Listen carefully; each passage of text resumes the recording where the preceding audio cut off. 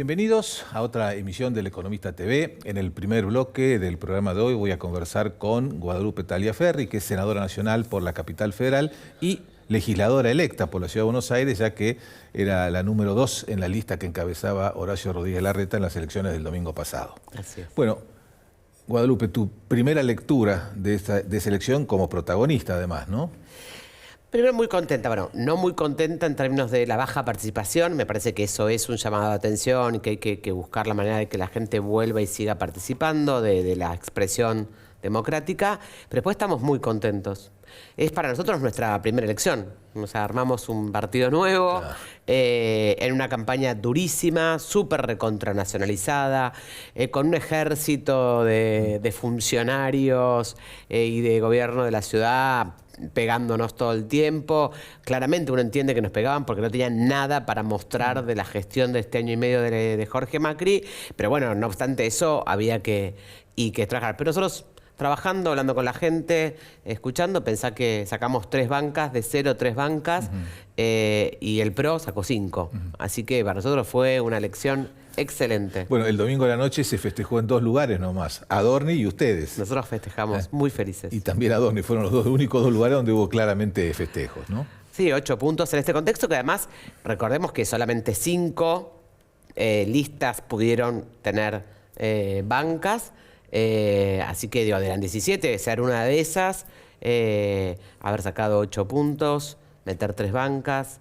El que está más arriba nuestro es el PRO con 5 bancas y ni siquiera nos duplica en votos.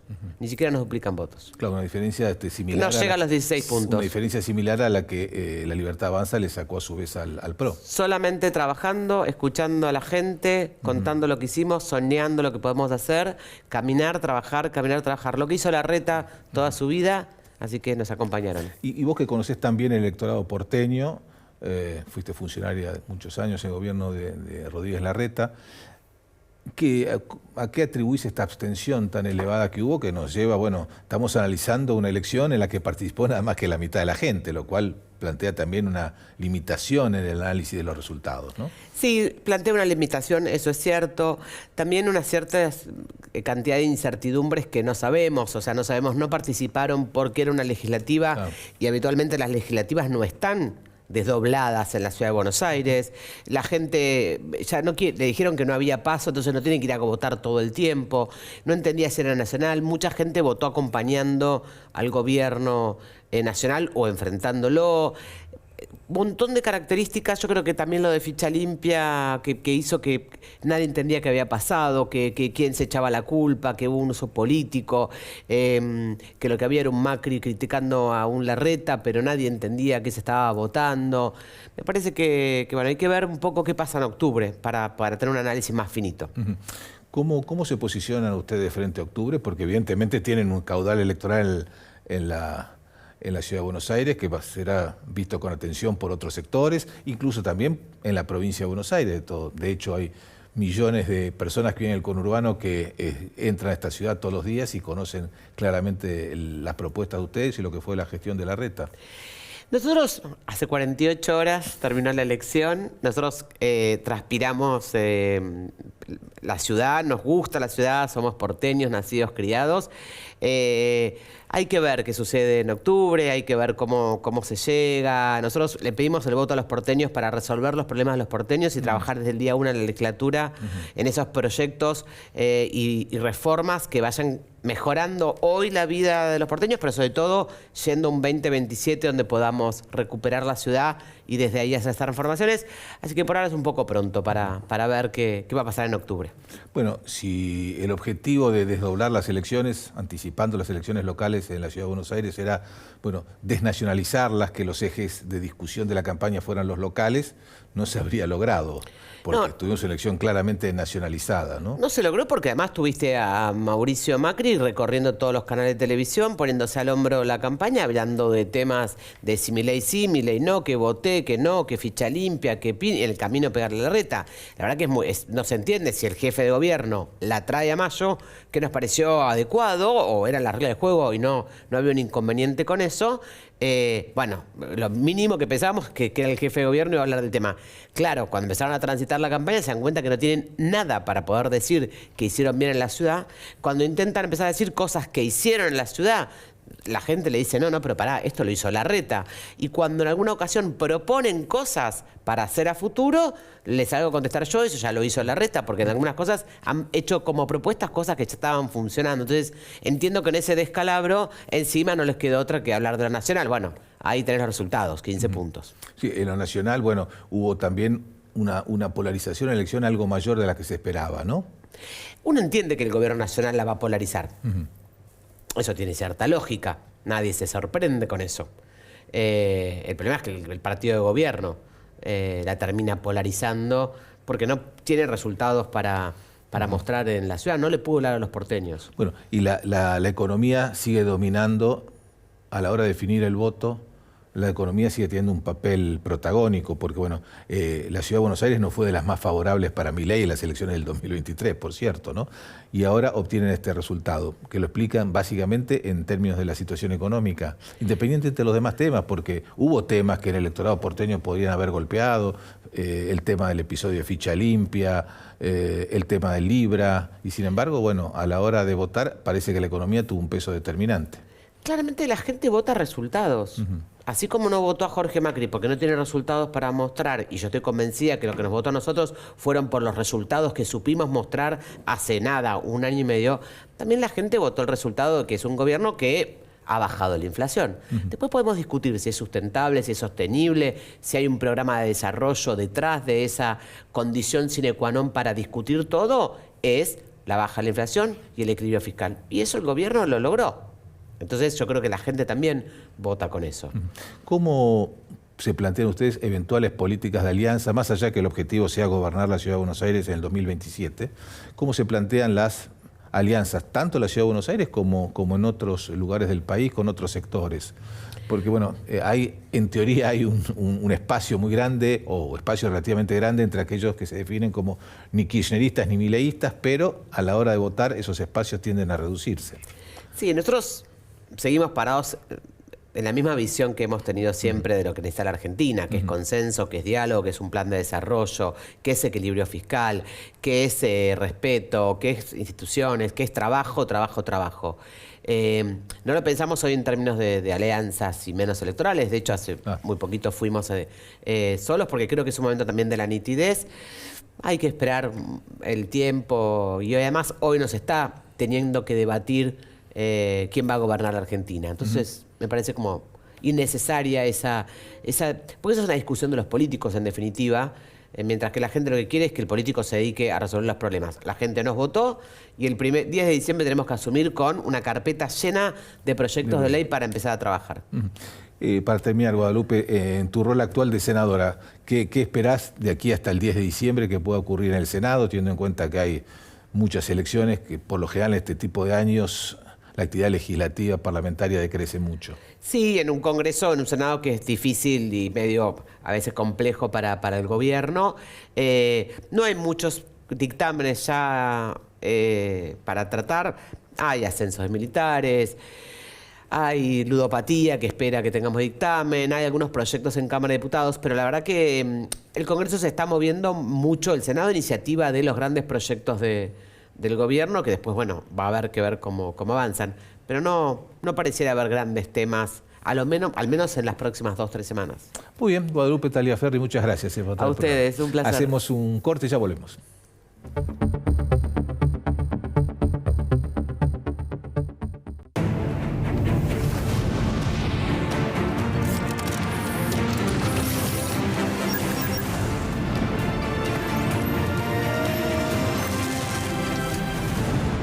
Ternium, acero para hacer. Grupo Petersen, desde 1920, construyendo el país.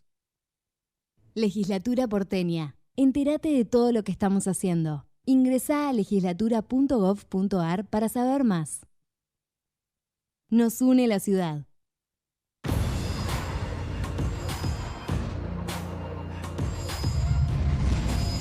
Hay un sistema integral de seguridad cuidándote en la ciudad. Ante cualquier emergencia, denuncia al 911. Buenos Aires Ciudad, vamos por más. En IRSA, Propiedades Comerciales, nos comprometemos con las comunidades en las que se asientan nuestras unidades de negocios. IRSA, Propiedades Comerciales, construyendo el futuro. Tecnología que se vive en tu negocio es impulsar tu emprendimiento pensando en tus ganas de crecer. Telecom, tecnología que se vive.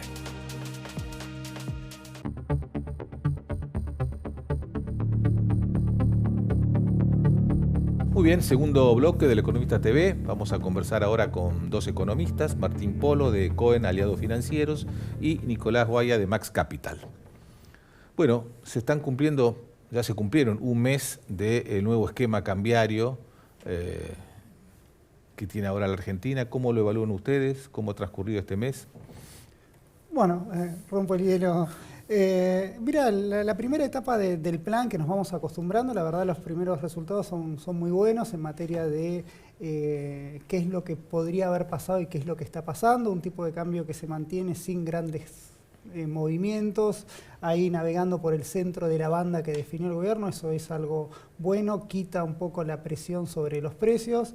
Mientras tanto el gobierno sigue haciendo los deberes en materia del plan económico, tuvimos resultados fiscales muy buenos, muy auspiciosos lo que pasó en abril, también tuvimos un proceso de desinflación que volvió al centro de la escena después del mal dato de marzo, y bueno, y las dudas siguen estando en cuanto a la evolución de las reservas internacionales, que si querés es el objetivo en el cual el gobierno dejó para el final, ¿no? Las reservas internacionales, pese al acuerdo que el gobierno firmó con el fondo y en el cual le exige en cierta medida recomponer, recordemos que estamos con reservas en 8.000 millones negativos y tenemos que terminar el año más cerca de lo neutral, bueno, ese si querés es la tarea pendiente que el mercado esté esperando. Mientras tanto, el gobierno sigue con su plan desinflacionario, lo cual le va sumando un contexto internacional que está un poquito mejor de lo que estaba hace un mes. Recordá que cuando lanzaron este plan, el mundo se venía derrumbando por las medidas del medio de Trump y demás. Bueno, ahora después tuvimos los resultados electorales que fueron auspiciosos para este plan de llegar a octubre con la inflación bajando y los mercados creyéndole. Así que, si querés, Juan, en ese sentido, el primer mes fue mucho mejor a lo esperado. ¿Compartís, Nicolás, esa visión? Comparto. Que los datos lo demuestran. Ha sido una salida aireosa, tranquila del cepo, por lo menos para personas humanas. Por la dinámica de reservas previo al arreglo con el FMI, parecía que eso iba a ser más disruptivo, y por cómo fue la volatilidad convergiendo a muy baja y la dinámica de acumulación que todavía no es lo que estamos buscando, pero tampoco está perdiendo reservas.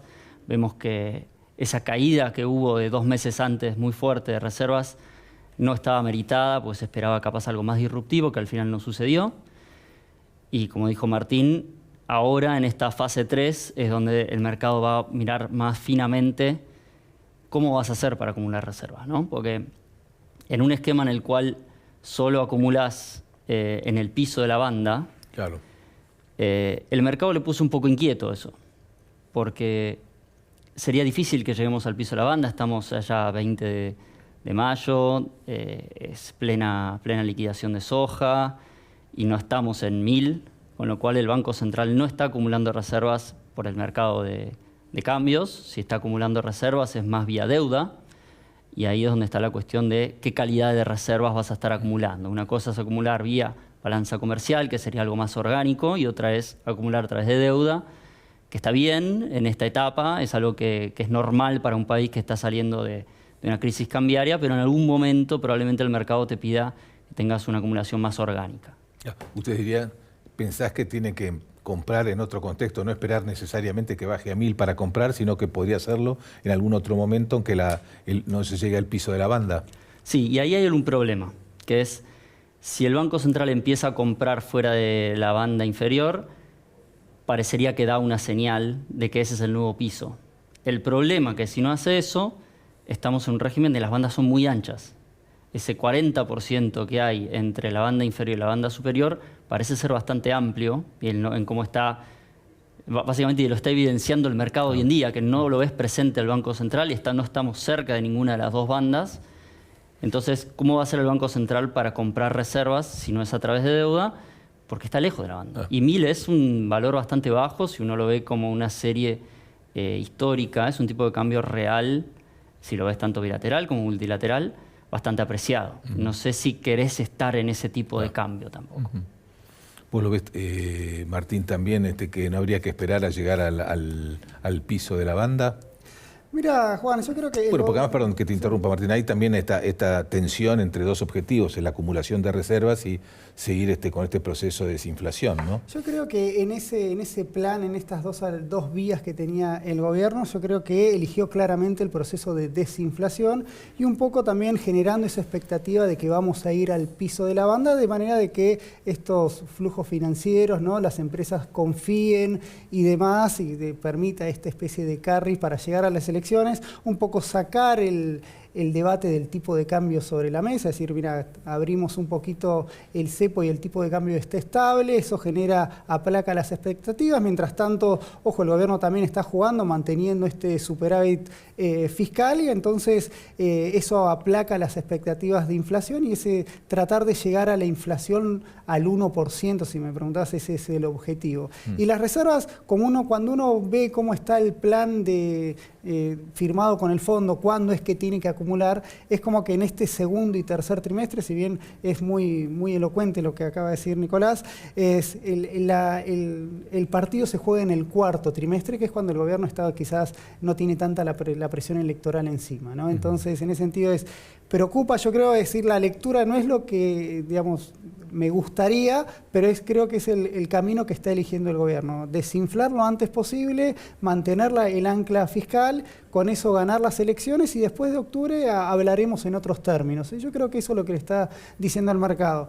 Claramente va a tener que convivir con el riesgo país, si querés, más cerca de los 600 puntos básicos que lo de los 400 puntos que desea como para salir al mercado. Que ese trade-off que quiere vamos a ver cómo se define ese partido, si es posible llegar a los 400 puntos de riesgo país sin haber acumulado reserva antes, o si para llegar a eso primero tiene que acumular reservas. Creo que eso es lo que estamos debatiendo en el mercado. Es decir, vos le otorgás, también le quiero preguntar esto a Nicolás, mucha importancia a lo que puede ser el resultado de las elecciones de octubre para la evolución de los activos argentinos. Yo creo que es un poco, el trade electoral está jugando. De hecho, esta semana jugó con el resultado de las elecciones en Buenos Aires, tuvo una buena...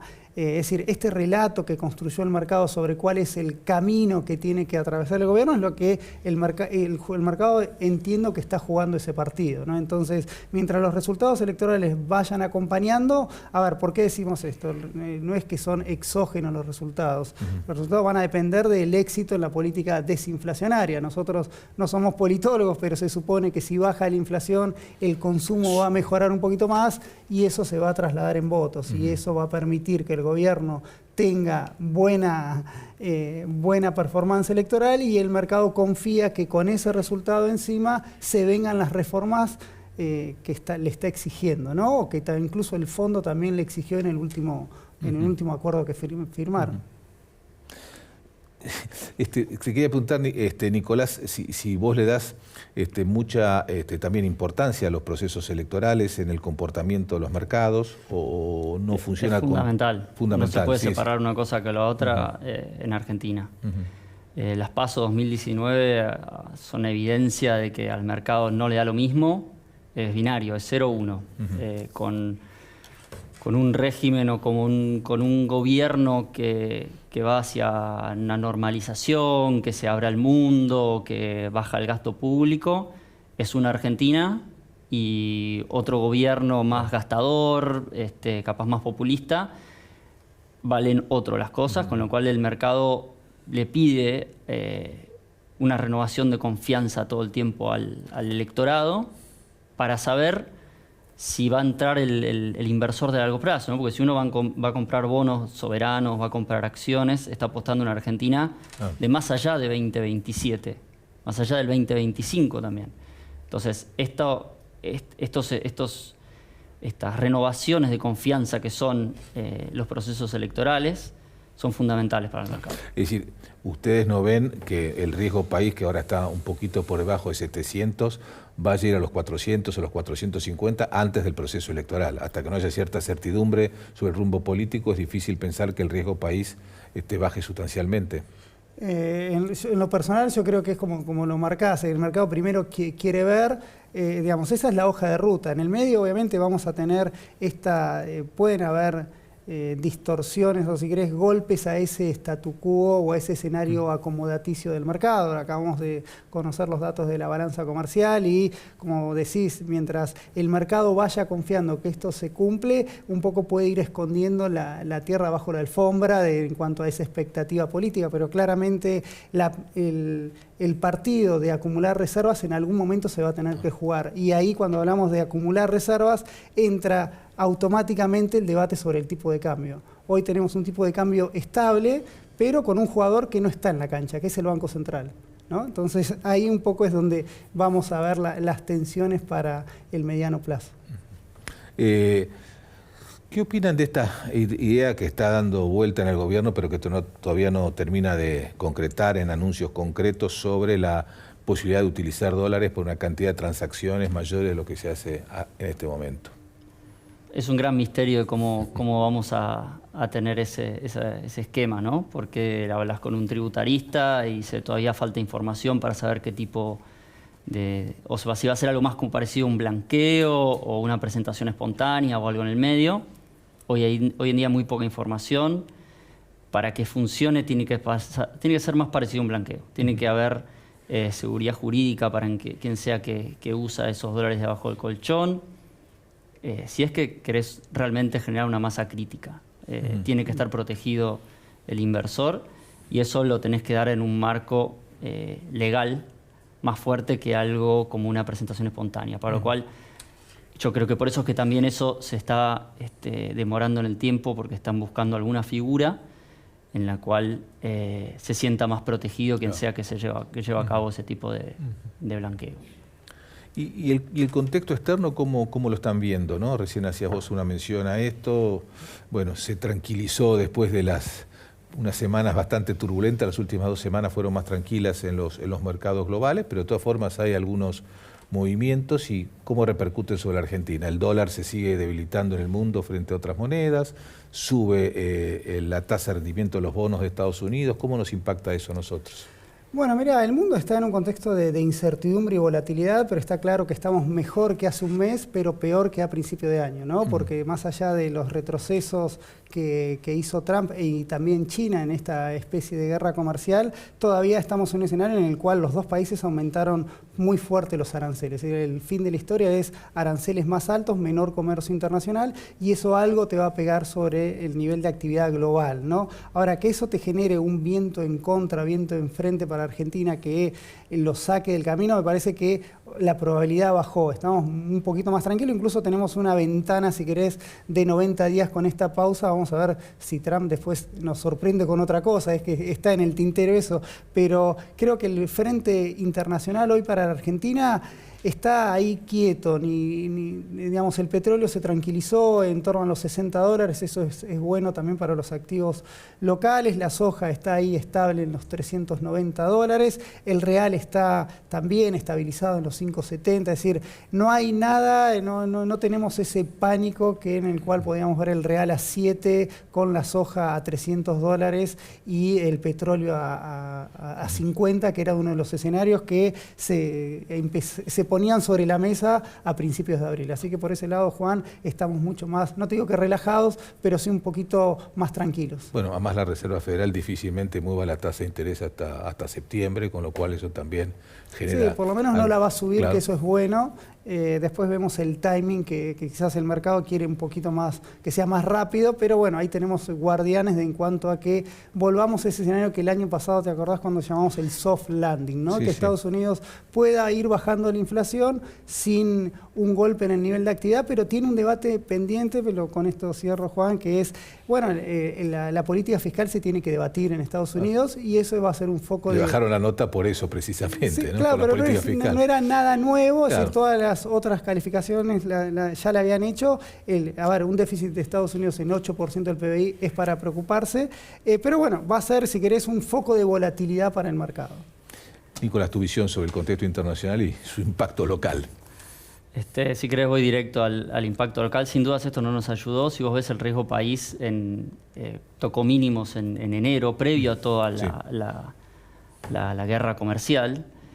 Y si uno a eso le agrega el paquete que tuvo el FMI, el nuevo programa, cómo se desembolsó esos 15.000 millones de dólares en el primer año, eso para Argentina es un gran alivio, es una gran noticia para los bopreales, una gran noticia para la parte corta de la curva argentina, y todavía ni siquiera estamos en esos niveles de tasa, con lo cual nos lleva a sospechar de que si no hubiera habido esta guerra comercial, estaríamos por lo menos en la parte corta de la curva, cerca de poder volver a emitir deuda en mercados internacionales, a relajar restricciones respecto a la entrada de dólares y por ende su salida. Y todo esto nos demoró 3, 4 meses. Difícil de comprobar, pero probablemente hubiéramos estado bastante más cerca que hoy. Muy bien, Nicolás Guaya, Martín Polo, los dos, muchísimas gracias. Gracias a vos. Hacemos otro corte y ya volvemos.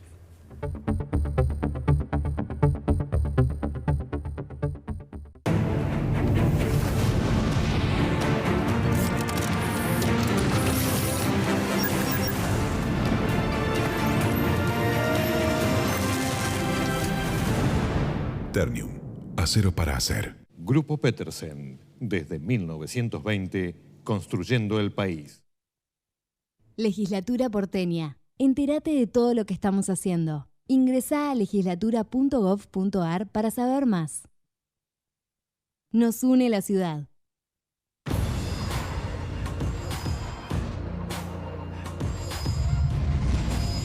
Hay un sistema integral de seguridad cuidándote en la ciudad. Ante cualquier emergencia, denuncia al 911. Buenos Aires Ciudad, vamos por más. En IRSA, Propiedades Comerciales, nos comprometemos con las comunidades en las que se asientan nuestras unidades de negocios. IRSA, Propiedades Comerciales, construyendo el futuro. Tecnología que se vive en tu negocio es impulsar tu emprendimiento pensando en tus ganas de crecer. Telecom, tecnología que se vive.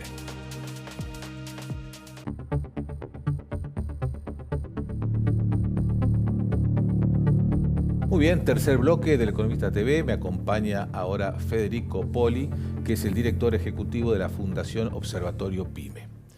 Bueno, Federico, ustedes acaban de publicar una encuesta, una radiografía del sector PYME, hay temas muy interesantes, se ve cierta heterogeneidad de acuerdo a la actividad de cada una de ellas, así que contame cuál es la síntesis de ese trabajo. Bueno, mira, Juan, hay una heterogeneidad, digamos, primero entre los dos bloques de sectores que relevamos todos los trimestres, que es el bloque de SOF y servicios informáticos y la industria manufacturera. Digamos, son dos mundos distintos. El SOF y servicios informáticos, las ventas y la ocupación crecieron todo el año pasado, y la serie larga viene creciendo. Lo único que te puedo decir es que se desaceleró el crecimiento del empleo y en el interanual y el trimestral cayó un poco el empleo, pero digamos, sigue muy bien. Y en cambio la manufactura sufre las consecuencias de, por un lado, de la sobrevaluación cambiaria que genera un plan de estabilización como este. Tuvo todo un proceso el año pasado de desestoqueo, de desacumulación de stock acumulados, dado los años anteriores de mucha brecha cambiaria, y ese era el modo de que se dolarizaban sus ahorros. Y ahora sigue cayendo la producción. En el primer trimestre se desaceleró, pero cayó por octavo trimestre consecutivo. Y el fenómeno que más preocupa es la destrucción de empleo. El año pasado tuvimos interanual la mayor caída de empleo después de la crisis del 2009 y este trimestre sigue ese proceso. Y lo otro es, viste, hay una apertura importadora y hay muchas medidas del gobierno, no solo de abrir la economía, sino de favorecer la importación, bajando impuestos, bueno, el tema de la aduana, facilitando mucho la aduana con algunas medidas de desactivación de regímenes sanitarios, controles sanitarios y fitosanitarios, de seguridad, todo el tema de quitaron valores testigos para precios de referencia para la importación. Entonces digo, la industria se ve sometida a la presión competitiva que da la apreciación cambiaria, la apertura, digamos, a las importaciones y estas medidas a favor de la importación cuando todavía el gobierno está en deuda con reducir impuestos a la producción local, pero hay que reconocer que la reducción de derechos de exportación, de retenciones, bueno, es un buen paso que se dio hace muy poco. Desde el mundo PYME, ¿qué se espera? ¿O se prioriza las políticas macro o esperan más de las políticas sectoriales destinadas al sector? Este gobierno no es muy amigo de las políticas sectoriales, sino más bien en fijar reglas de juego más generales. Pero en el mundo PYME, ¿qué se espera? ¿Se apuesta todo a que cambie el contexto o esperan cosas específicas para el sector? No, mira, el mundo PYME y la industria te diría que cuando yo te digo hay un proceso de apreciación cambiaria, bueno, ese es un dato de la realidad. Entonces, si ese es un dato de la realidad, lo que un poco la demanda de la Unión Industrial de nivelar la cancha, bueno, está todo el costo argentino, ¿no es cierto? No hay financiamiento a la producción, la logística es mucho más cara que en cualquier parte del mundo, y la carga impositiva en los últimos 20 años casi se duplicó en los productos terminados. Entonces, ¿qué es lo que se espera? Bueno, se espera que se actúe fuertemente sobre esos factores del costo argentino, y te diría empezar por la cuestión impositiva. Digo, también está la cuestión laboral, la industria del juicio, pero digamos, uno entiende que mejorar la logística te va a llevar tiempo, que recrear el sistema financiero, bueno, que empezó a dar crédito al consumo, pero que también va a llevar un tiempo, pero hay medidas que, en la medida en que haya excedente fiscal, se podrían destinar priorizando el sector transable, que es el que se encuentra, digamos, presionado por la apertura, presionado por la apreciación cambiaria. Esa es un poco, creo, la agenda que espera el mundo PYME y espera la industria. Sí, la industria en general, ¿no? Es decir, el tema de la cuestión fiscal que señalás vos, el tema laboral y además la cuestión cambiaria. Son tres factores sobre los que tendrían que, bueno, buscar algún avance en los próximos tiempos. Sí, evidentemente, digamos, si uno toma como te decía, digamos, parte de la política de estabilización, es un dato, la cuestión de la sobrevaluación cambiaria, bueno, pero, qué sé yo, no desarticular mecanismos en la aduana que impedían, por ejemplo, que entrara mercadería importada a precios de dumping, subsidiadas de Oriente. También hay una alerta en la industria por el aumento del contrabando en los puestos fronterizos. Digo, el proceso que te decía de destrucción de empleo en las pymes, bueno, es un proceso que debe llamar la atención, ¿no es cierto? Porque si las pymes no crean empleo, bueno, ¿dónde se va a crear el empleo esta economía? Bueno, ese es el factor clave. Hablabas de la política cambiaria. ¿Cómo ves este nuevo esquema cambiario que tiene Argentina ya de hace un mes? Y esta decisión del gobierno aparentemente de recién intervenir cuando el dólar toque el piso de la banda. Mira, creo que por un lado, bienvenido sea que empiecen a desmontar el cepo cambiario para las personas humanas, para las personas físicas, y hagan avances para empresas. Ahora, dicho esto, también lo que queda claro de este esquema, que no es una regla monetaria cambiaria como era la convertibilidad, digamos que ni digo las bandas, no es que si llega abajo el gobierno va a comprar dólares y si toca la banda inferior el gobierno va a vender, sino que es da mucho juego al gobierno de intervenir entre bandas, ¿no es cierto? Digo, no se fija la tasa de interés, la oferta de dinero y la política cambiaria en una banda que tiene 40% de diferencia entre el piso y el techo. Entonces, digo, ahí hay mucha política de monetaria y fiscal que hace el gobierno, y lo que se ve es que el gobierno quiere que esté más cerca del piso que del techo, por una cuestión antiinflacionaria. Y bueno, de nuevo, ahí nos encontramos con la cuestión de la sobrevaluación de la moneda. Sí, no, perdón. Sí, no, bueno, quiero decir, me parece que lo que queda claro, Boni, es que acá hay certezas de que el gobierno va a manejar más cerca del piso que del techo, y entonces también ahí entendemos que puede haber un incremento muy fuerte de importaciones, porque estaba la incertidumbre de qué pasa cuando salgamos del cepo, ¿no es cierto? Bueno, se salió por lo menos parcialmente, y hay una decisión del gobierno de mantener el tipo de cambio ahí abajo. Por lo tanto, entendemos que puede haber un incremento de las importaciones, que por cierto en nuestras encuestas lo que nos está dando es que hay una participación fuerte de las importaciones. Digamos, hay el 28% de las empresas dicen que han sido desplazados en partes por producción importada, y el 42% de las empresas manufactureras dicen que temen la amenaza importadora. Son máximos históricos estos.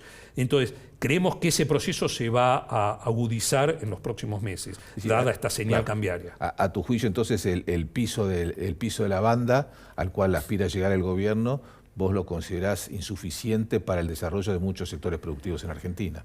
Bueno, que sí, que lo es, digamos. Y cuando hablan, digamos, los economistas que defienden esta política, dicen, bueno, los que no tengan productividad para superar las condiciones que impone esta paridad cambiaria, bueno, deberán cerrar. Ahora, de nuevo, el tema es que no es una paridad cambiaria de mercado o algo parecido.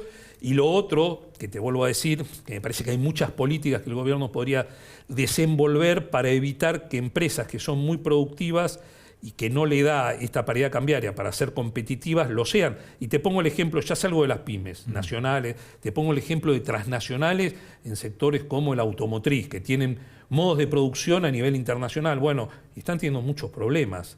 Entonces, digo, esto debería llamar a la reflexión del gobierno, del equipo económico, de tratar de evitar que haya mucho mayor desempleo en este sector, que haya empresas que son productivas que tengan que cerrar porque no pueden afrontar la competencia en estas condiciones.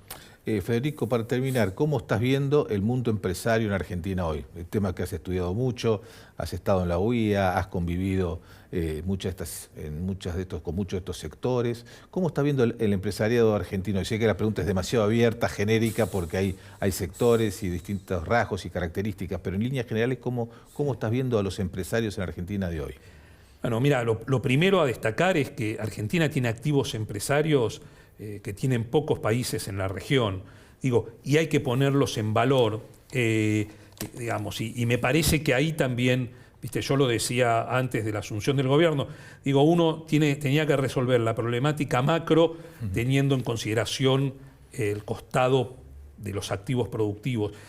Me parece que es un activo muy importante el empresario, que muchos países no tienen esta capacidad empresaria. No, y pongo el ejemplo, digamos, me parece interesante el recambio de autoridades en la Unión Industrial.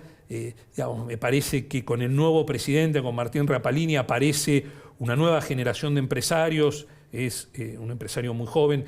Yo digo, vos sabés que estoy vinculado a la UIA desde los años 90. Por eso la pregunta.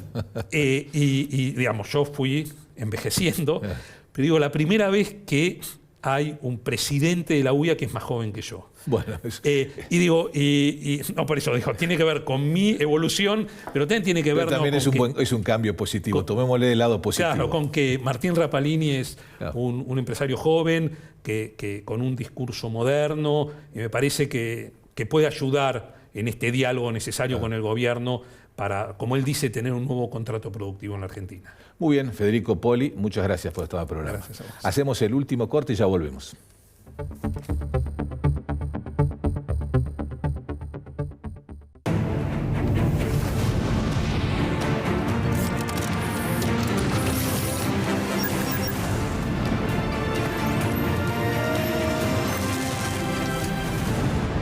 Ternium, acero para hacer. Grupo Petersen, desde 1920, construyendo el país. Legislatura porteña. Entérate de todo lo que estamos haciendo. Ingresá a legislatura.gov.ar para saber más. Nos une la ciudad.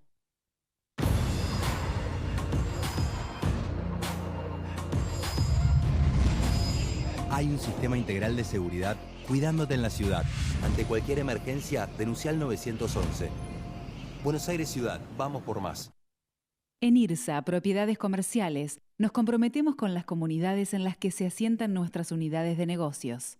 IRSA, Propiedades Comerciales, construyendo el futuro. Tecnología que se vive en tu negocio es impulsar tu emprendimiento pensando en tus ganas de crecer. Telecom, tecnología que se vive.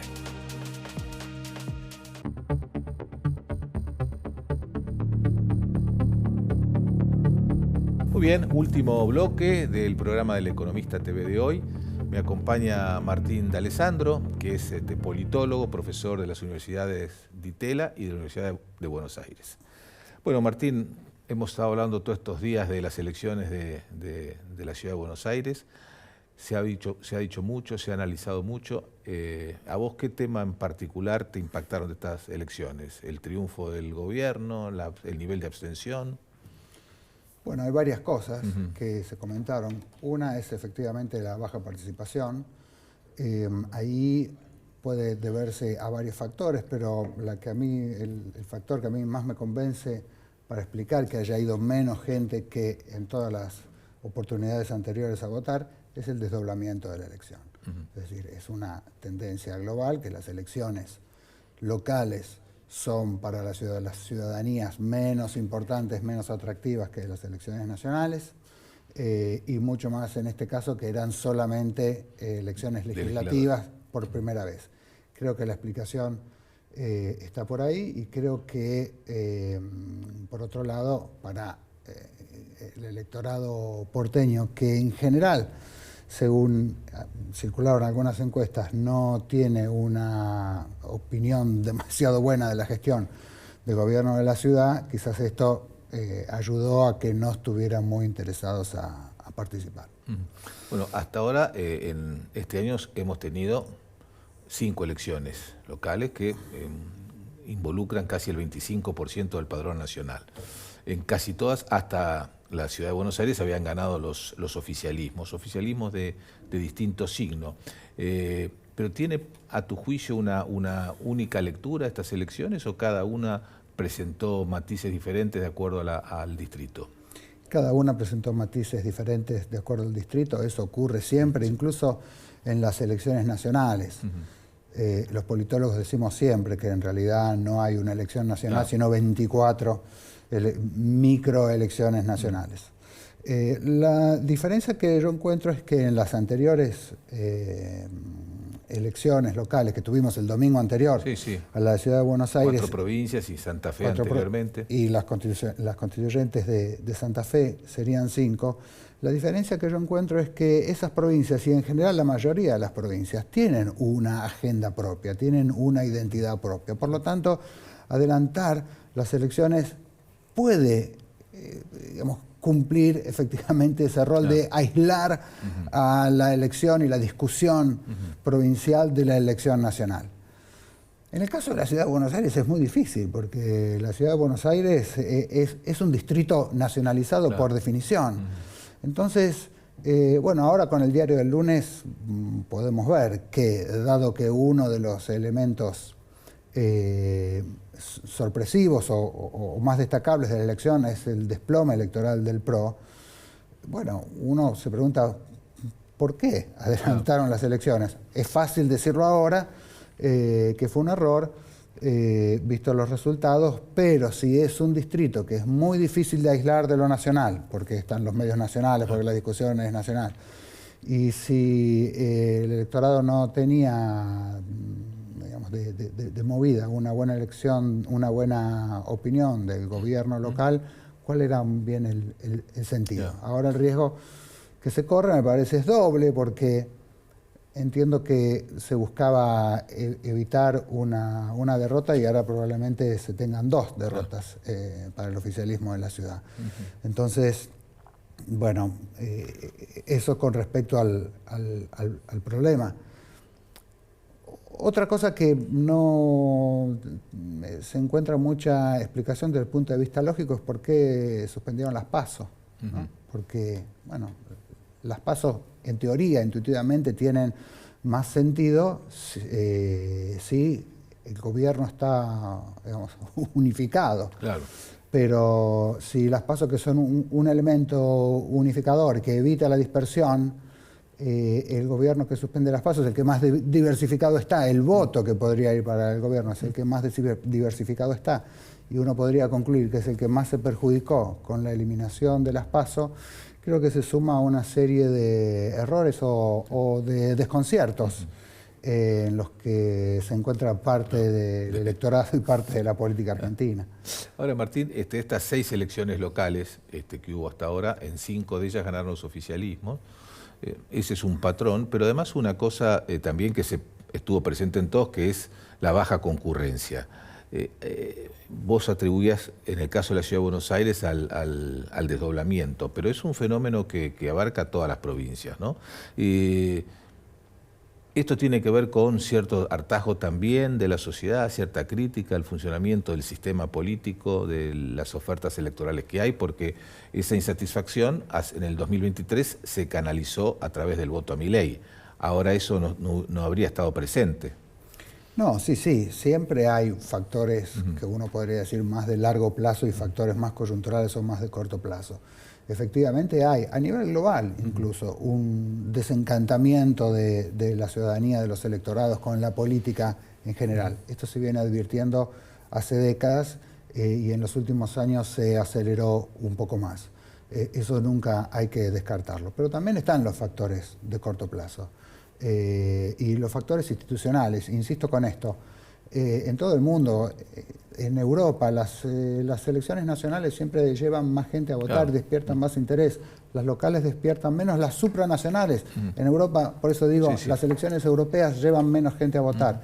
Entonces yo creo que eso es, sin excluir del todo factores que son más largos y que son también preocupantes y a los que hay que también prestar mucha atención, creo que es el factor fundamental. Un poco paradójicamente, porque desdoblar las elecciones desde el punto de vista del elector es algo que lo favorece, porque puede expresar su opinión dos veces, puede expresar una opinión para los temas locales y expresar otra opinión más para los temas nacionales.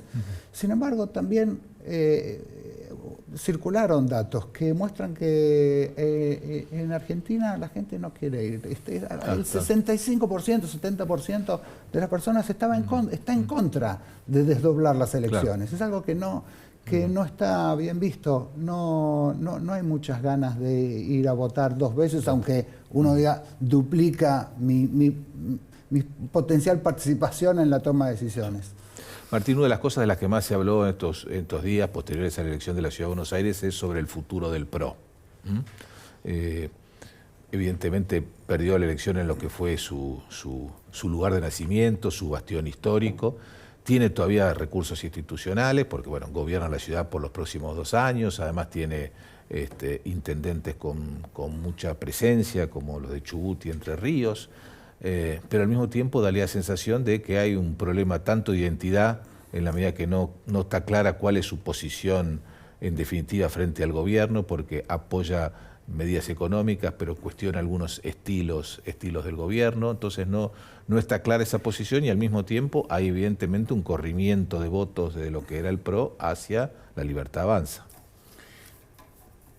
En todo el mundo hay este fenómeno que, por llamar de alguna manera, las las derechas tradicionales se ven muy desorientadas con la aparición de lo que también se denominan las derechas radicales. Eso ha desorientado a muchos partidos de centro derecha o liberales de todo el mundo. Y eso es en parte lo que le ha pasado también al PRO, no haber podido lograr una identificación clara para diferenciarse respecto de La Libertad Avanza. Nosotros tuvimos meses viendo cómo funcionaba ese póker o ese truco que se jugaba mientras se comían las milanesas, ¿no es cierto? ¿Cómo iba a resultar eso? Bueno, los resultados ahora están a la vista. El PRO está perdiendo un lugar que tenía, pero como la política es siempre impredecible, yo también desconfío de los diagnósticos que salieron un poco apresuradamente, para mi gusto, a decir que este es el fin del PRO, que el PRO va a desaparecer o que todos los dirigentes del PRO absolutamente se van a pasar a La Libertad Avanza. Por supuesto hay ahí una falta de definición clara por parte del PRO, que creo que no supo calcular bien la naturaleza populista de La Libertad Avanza. La Libertad Avanza, a mi criterio, no es solamente un partido que está a favor del superávit o del no déficit fiscal. Eso es algo que digamos, es patrimonio de los partidos de todos los signos políticos, prácticamente de todo el mundo hoy. No es un partido que en este sentido esté corrido un poquito más a la derecha del PRO. Yo creo que es un partido, y con la impronta del liderazgo de Milei, que es cualitativamente diferente, que es un partido populista, que es un partido con una intención hegemónica. Y por lo tanto era, no digo cantado porque ahora es fácil decirlo, pero no era muy difícil advertir un poco esta intención totalizadora de La Libertad Avanza. Pero eso, insisto, no quiere decir que esté sellado el camino ni que no haya posibilidades de reconfiguración del sistema político. Creo que hay varios escenarios y alternativas todavía abiertas que pueden incluir al PRO que se quede, por decirlo de alguna forma. ¿Y cómo ves en ese tema puntual lo que puede ocurrir en las próximas semanas en la provincia de Buenos Aires? Porque, bueno, si bien las elecciones son más adelante, el 9 de julio ya hay que oficializar las alianzas. No queda tanto tiempo. Seguramente va a tener un impacto. Ya ayer, hoy, ha habido comentarios y algunas declaraciones bastante claras por miembros del partido PRO. Pero siempre lo que es interesante especular hacia adelante es, bueno, si estas elecciones de la Ciudad de Buenos Aires o de las próximas elecciones de la provincia de Buenos Aires, ¿cómo van a impactar en la configuración del escenario nacional y eventualmente en una elección presidencial, que es ahí cuando se juegan, ¿no es cierto?, verdaderamente los porotos?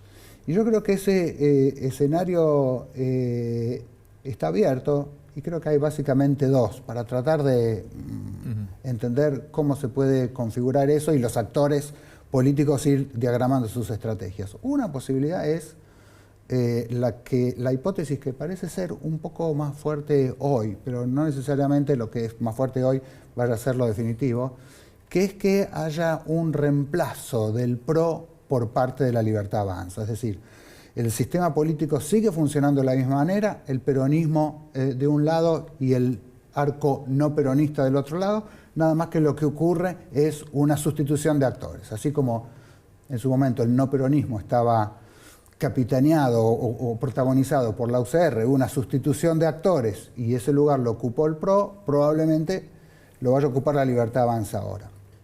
Pero otra posibilidad es, si es que La Libertad Avanza quiere avanzar en su camino rupturista con toda la política argentina tal como existe, es que siga tratando de sumar votos, identidades y formas de apelación también en el campo peronista.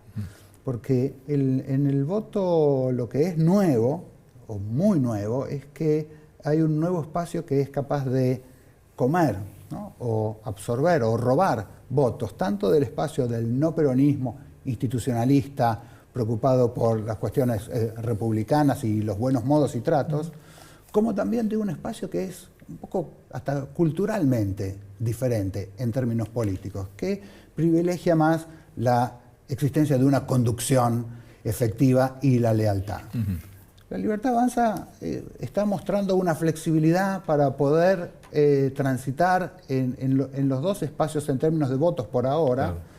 Pero bueno, hay que ver cómo eso va decantando. Todavía es temprano para saberlo. Pero no descartaría siempre esta voluntad hegemónica del presidente Milei. Para terminar, Martín, hablemos del otro actor, el peronismo, que también, bueno, no tuvo un buen desempeño en las elecciones anteriores. Sí, en las elecciones del fin de semana en la Ciudad de Buenos Aires obtuvo un porcentaje de votos que no es muy diferente al que ha obtenido en elecciones anteriores, con lo cual ni decreció, pero tampoco logró un avance. Lo cual tiene sus méritos, ¿no? En un contexto de una elección en la que podríamos decir hubo una ola violeta, el peronismo mantuvo sus bastiones en el sur de la ciudad y ganó alguna que otra comuna también en el centro de la ciudad. Lo que es importante, lógicamente, es qué va a pasar, así como era importante ver qué pasaba en el bastión del PRO, ver qué pasa en el bastión histórico del peronismo, que es la provincia de Buenos Aires.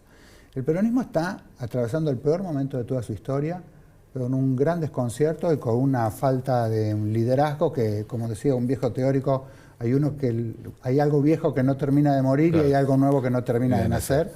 Entonces, pareciera haber ahora ciertos signos de racionalidad y declaración de treguas, porque en esa interna podría llegar, o podría todavía llegar a convertirse en algo tan nocivo como fue la interna cruel que destruyó Juntos por el Cambio.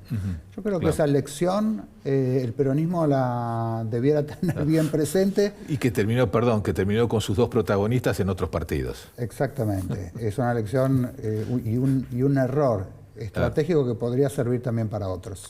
Muy bien, Martín D'Alessandro, muchísimas gracias por tomar el programa. Un placer. Nosotros nos despedimos hasta el próximo programa.